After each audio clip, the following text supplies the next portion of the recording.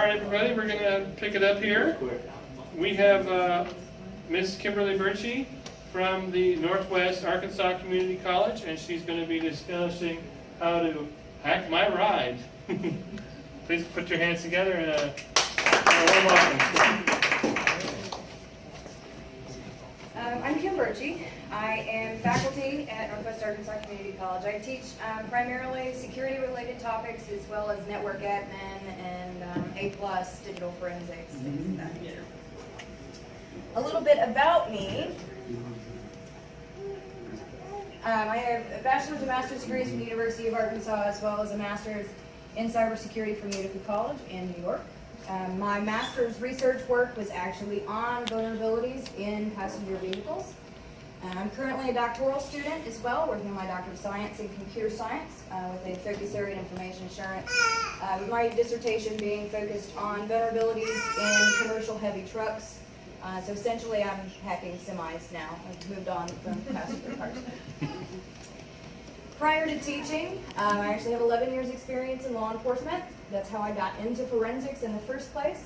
My training was through the United States Secret Service National Computer Forensics Institute.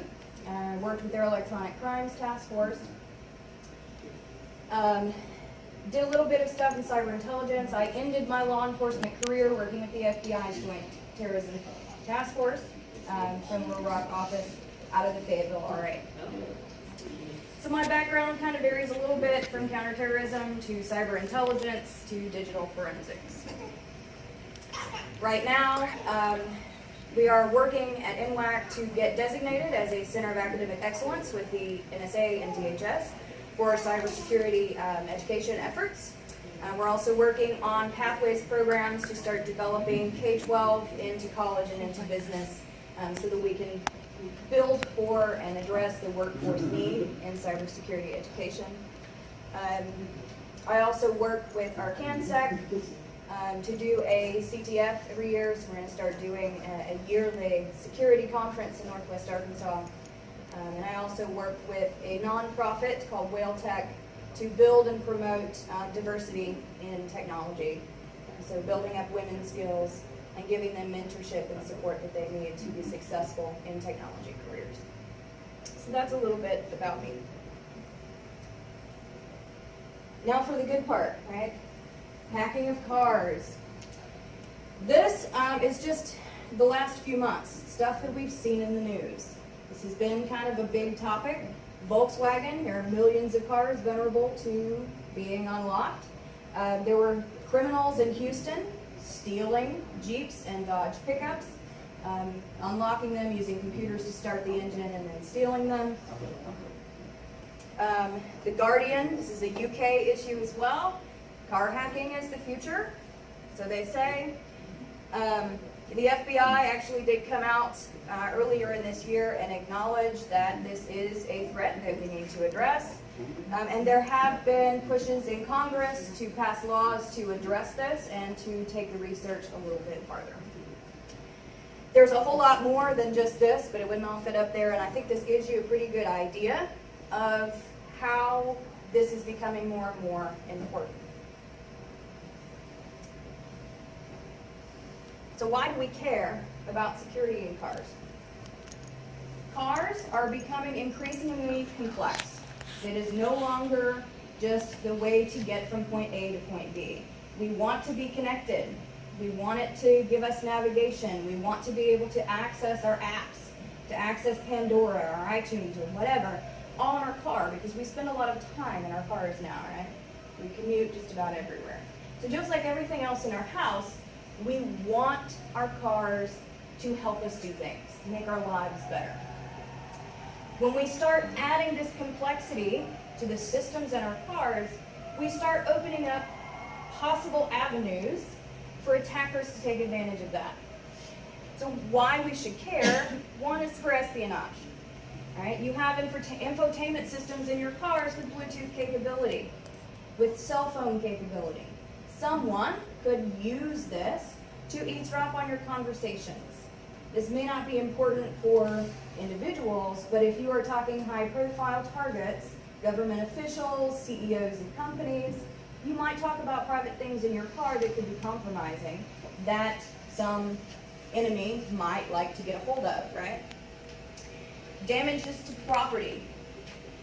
Stealing cars, theft is crime against property. That costs people money. You could also damage these cars in the process, making them totally unusable. You could cause a car to crash. So you're damaging not only the car, but whatever else it happens to crash into. But then we also have this threat of personal injury as well. So when you start taking human lives into account, that becomes a bigger issue. Several years ago, this was way before anybody started even talking about car hacking, out of Houston, again, a car dealership utilized a program in all of their cars that if they sold a car and it later got repoed, they could use this computer program to wirelessly, remotely access the car and turn it off, disable it, so that their repo men could then go get it and not have to worry about it driving away. They had a disgruntled employee that was fired who knew about the system. He gained access to this after he was fired and disabled 200 cars. Fortunately, he did this at night when nobody was out driving. There were cars in their houses. Had he done that during working hours or when traffic hours were heaviest and he suddenly disables 200 cars, that could cause a lot of traffic congestion, a lot of accidents, and potentially the loss of life in those accidents. So that kind of made people go, oh, this is kind of an issue here. And then we also have this terrorism aspect where if you do wide area attacks, if you can remotely access multiple cars at once and stop and shut down our transportation infrastructure, shut down our traffic grid, you could potentially cause a lot of serious problems. A little bit more difficult dealing with passenger cars, but when we start dealing with heavy trucks, commercial carry trucks, military equipment, whatever, there's a whole lot more of the terrorism aspect that comes into play.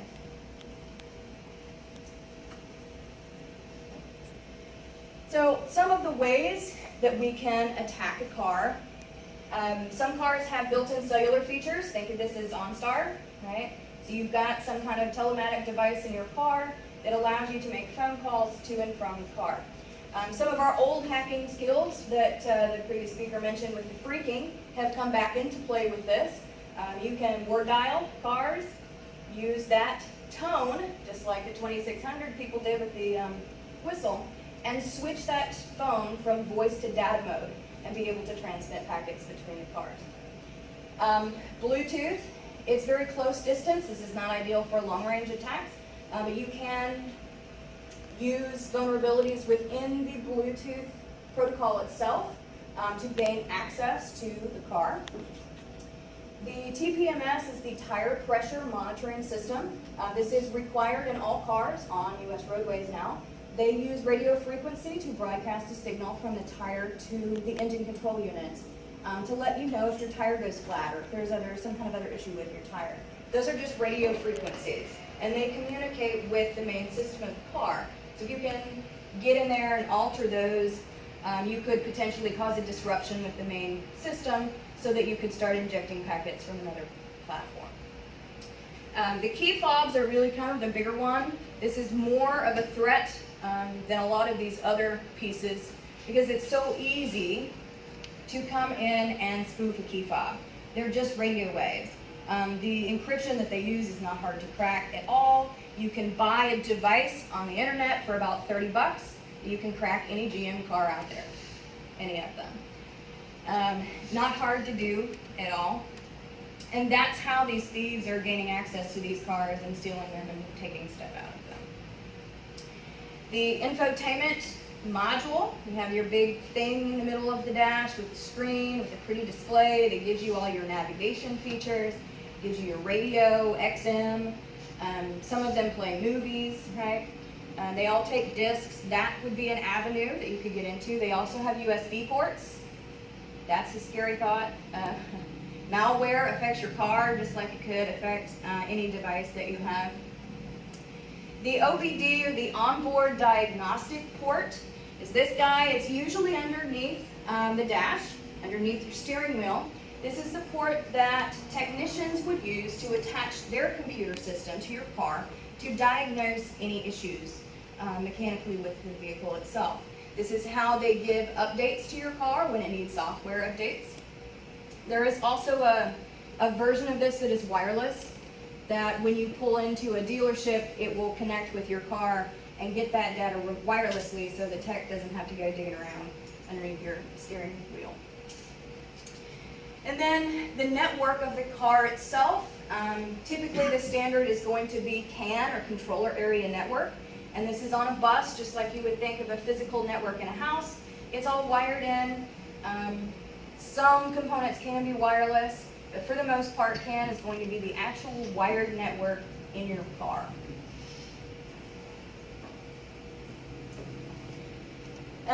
CAN has been around for a while. This came out from the Society of Automotive Engineers in about 1996. It became more widely used in Europe. It was mandatory in 2001. In the United States, the CAN standard has been mandatory since 2008. But you can find cars with this standard going back to 1996. Prior to that, it was a different standard protocol that wasn't quite as secure, wasn't quite as efficient either. CAN has two platforms for transmitting data. You have the high-speed CAN and the low-speed CAN. High speed is the thing that you would use for your physical safety kinds of transmissions. This is stuff to your engine, to your brakes. Low speed is going to be your air conditioner, your windows, your up and downs, things like that. You can gain direct physical access to the CAN bus through that OBD port. You can also splice in from various other places in the car, kind of like you would splice a normal network, but in the car itself. It's much easier just to do it through the OBD port in a laptop.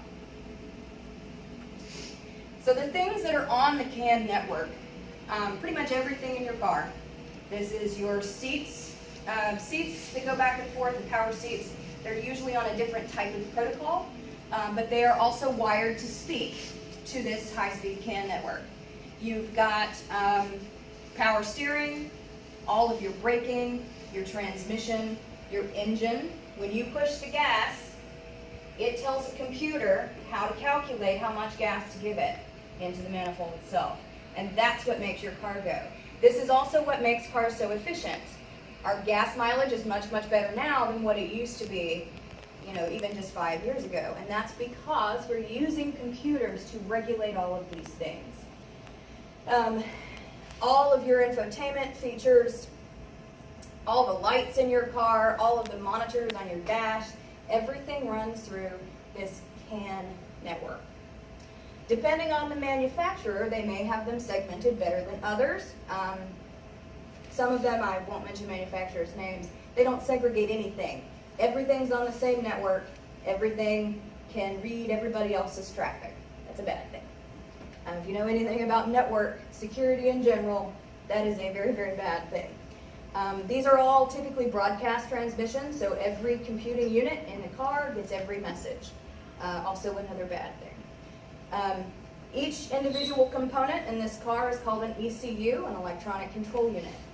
Modern vehicles can have more than 100 of these. Very, very complex systems. Some of the other protocols that we have in there, LIN is very low speed. This is going to be your seats, maybe your power visor. Most is your entertainment system. And this is just a different kind of protocol. It transmits data in different formats as far as the packets go, compared to what CAN is. FlexRay is another network standard that's kind of a competitor with CAN. FlexRay is extremely expensive, and it is only found in very high-end cars. This is Audi and BMW primarily. And even they are starting to get away from FlexRay. And then we also have Ethernet, because as our cars get more connected, we need a faster way to communicate on the bus itself, and Ethernet is very good at that. So as we start moving into Ethernet cars, they will start using standard communications protocol on Ethernet, like TCP, which is going to make things even easier to hack, right? Most of the time, if you have these other types of protocols used in a car, they have some way to communicate with the CAN bus, because they have to be able to share information back and forth. You know, the CAN needs to know if your door is open, because some cars have features built in that won't let you put the car, go forward if the door is open. Other safety features like that they have to be able to talk back and forth. That's also an issue because they all just talk. There's not really a gateway that anything goes through. So you could access the high-speed CAN to shut the engine off through an access through a door or through a power seat network, things of that nature. But even from this, I mean, you can see the complexity of the systems in the cars has kind of gotten a little outrageous. There's a lot of pieces to cars. And it just keeps getting worse as we start adding more and more features, particularly the autonomous driving and some of the autopilot modes, the driver assist features that prevent crashes. These are all computer sensors telling the computer in the car what to do. And all of that can be corrupted. So what can we do if we hack a car? Well, we can take over control of the car. It can be steered. Charlie Miller and his partner Chris Vlasic they demonstrated this with the G-Pack. You can turn off the car. They also did that while the car was in motion on the highway in St. Louis. You can unlock a car. That's pretty simple. The criminals have figured this out. It doesn't take rocket science to unlock the car. You can spy on the occupants. You can overhear their audio. You could record their audio. You could inject your own audio. There were some kids, actually. There's a Cyber Auto Challenge. It's kind of like Cyber Patriot program or some of the other captured flags, but they specifically focus on cars. They actually had a teenager hack the entertainment console and be able to share the music that was on his iPod with that car. It was pretty fun to see a teenager do this. Stealing the car is a big one. We've seen a lot of auto theft because of these vulnerabilities. Being able to track the car, you can do this with tire pressure monitoring systems because they have a specific ID. So if you can start sniffing this traffic and you can identify a specific car, you can start tracking this car on roadways and where it goes. This could be an issue for cyber stalking related things, even for some higher profile targets. If you know where these people are going, you could make a plan to kidnap them, stop them somewhere remotely, kill them, things of that nature. And then there's always the possibility of installing malware. Most of us have USB devices. When Chrysler put out their patch for the initial Charlie Miller hack, they put out the software update and said, here, put it on a thumb drive, you can fix your car yourself. And you're going, no, this is not good. You just put your firmware out there, somebody can reverse engineer that, develop malware for it, and then you have people who are just putting random USB sticks into their cars and no telling where that's going to go. So malware is definitely an issue. There are two types of attacks when we start dealing with attacks on cars. You either have remote attacks that can be done from anywhere, very long range. I mean, you could do it from another country if you do it through a cellular network. Bluetooth, you're going to have to be within 20 or 30 feet, but if you're in a car behind the one in front of you, that's not completely out of the question. Physical attacks, you actually have to physically have access to the car. This could be done when you take your car into a dealership, you have a disgruntled mechanic, right? They would have access to your car. It's pretty easy to unlock your car if it's in an unsecure area.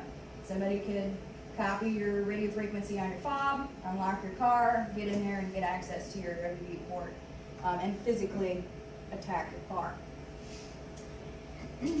Hacking a car is not an easy process by any means at all. It actually takes a really skilled person technologically to be able to do this.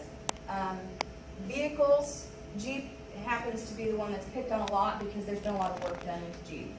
And it's relatively easy. Most of those exploits are published now. They're actually open to the public. The tools out there are open as well. The problem is that every single car varies by your model, varies by make. There are thousands of different messages. Nobody uses any kind of standard as to what their messages are, what they say. There's interoperability issues between equipment manufacturers and the ECUs themselves. So a lot of car hacking, you spend a great deal of time reverse engineering this stuff. You also have to test these things. You can set up simulators, you can buy ECUs, build your own test bench, and start testing some of these things before you put them into an actual car. This takes a significant amount of time. It also takes a good amount of money.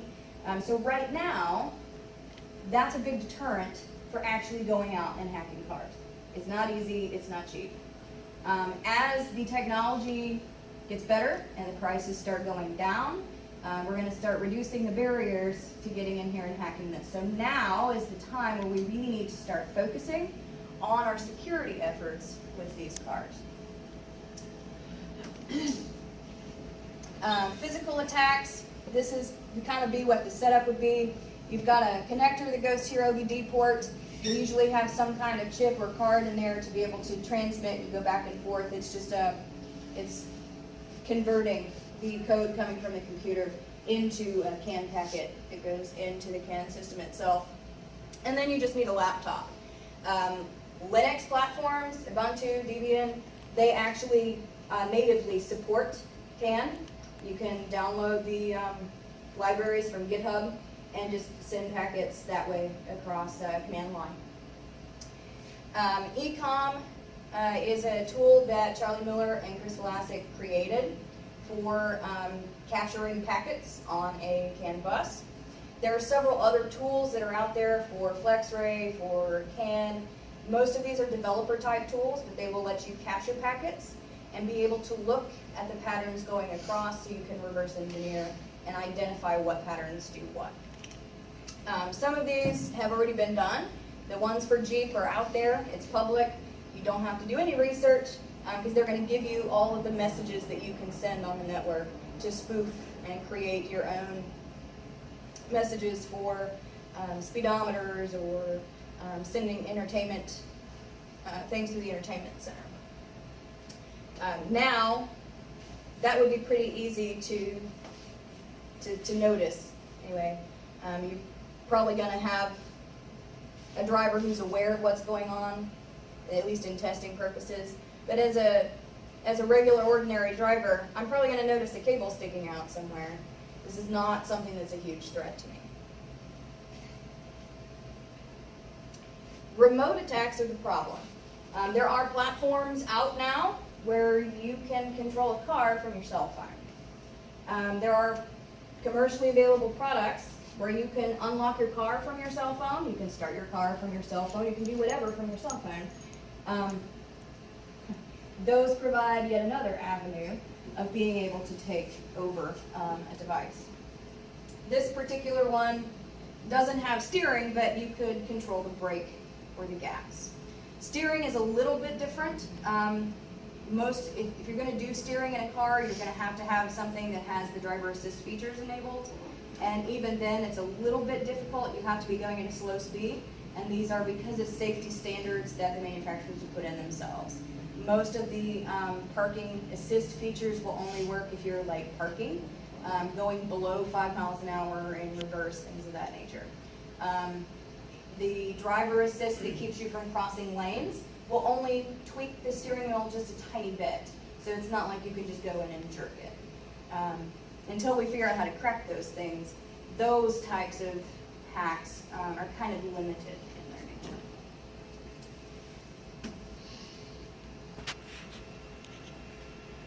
And now I choose this not to work. No, it's not. Oh, there it goes. Maybe.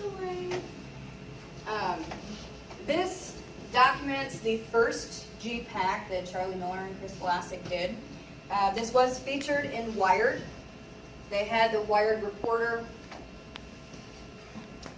in the car. He was driving around St. Louis when they remotely hacked.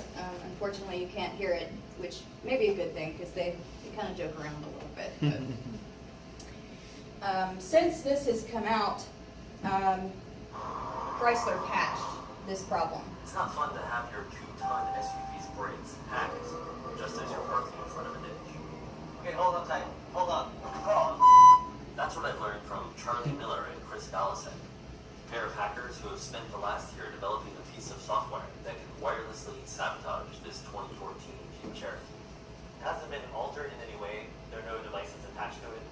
But like many thousands of Jeeps around the world, it can be remotely hacked over the internet through a cellular connection to its entertainment system that would allow someone to take over its steering, its transmission, and even its brakes. To demonstrate that, I'm going to act as today's crash test dummy and drive it on the highway here in St. Louis, while Charlie and Chris hijacked its digital systems from Charlie's house miles away. They wouldn't tell me what they had plans, but they assured me that it wouldn't be anything life-threatening. Remember, Andy, no matter what happens, don't panic. It's not the first time I've driven a car while it was being attacked by these two hackers. But in 2013, they were in the back seat, and their laptops were wired into the vehicle to report units dashboard. Now they're sending the same sort of attacks remotely, and I have no idea what they might do. He's going as fast as I've seen him, so first we're going to turn the fan on. Yeah, let's turn the fan on so he even notices. Alright, something just turned on, all the fans and AC and stuff. I didn't do that. The trick started small. Oh my god. There's a picture of Charlie and Chris in tracksuits that just appeared on the dashboard. But as I drove down the interstate, things started getting unpleasant and very loud.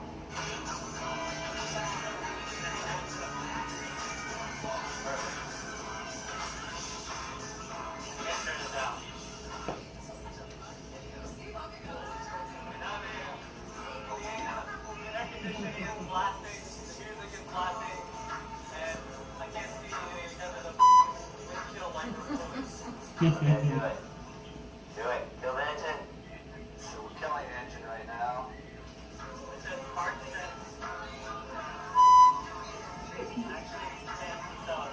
I stomped on the gas, but the Jeep slowed to a crawl.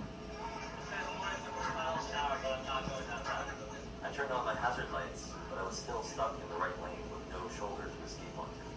Guys, I'm stuck on the highway. I think he's panicking. He's not even hear us from the radio. It's so loud. Guys, He was panicking. There was a semi coming up behind him. accelerate more. It won't work. You're doomed. Seriously, it's dangerous. I need to move. You gotta turn the car off. Okay, now you should be good to go.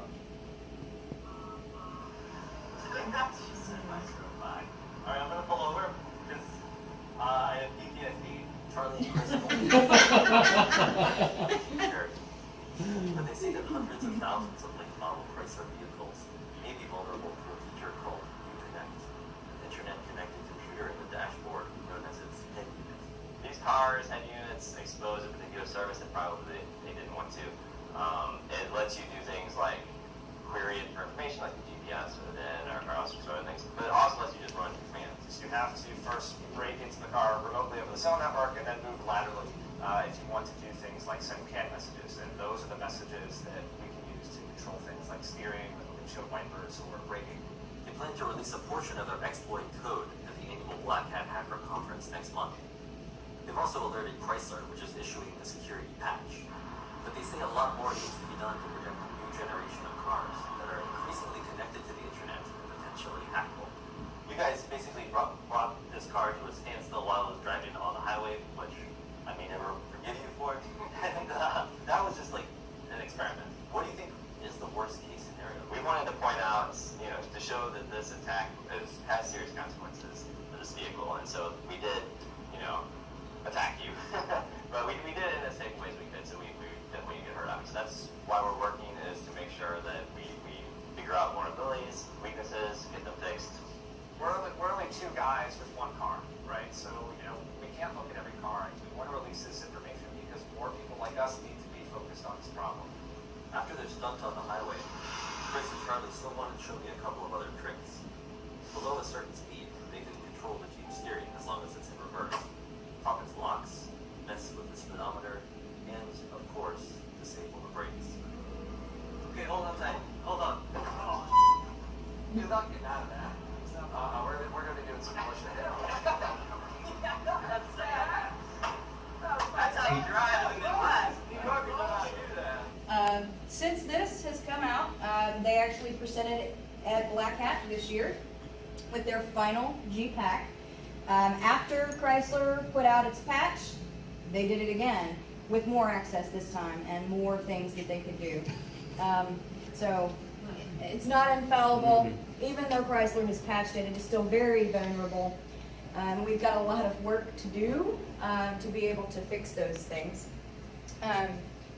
The key fob part, this one's short. Sammy Camcar actually developed a product. It's about 30 bucks. You can buy it. It will hijack the radio frequency in your car. And come on, allow you to push a button and unlock pretty much any GM or Chevy car.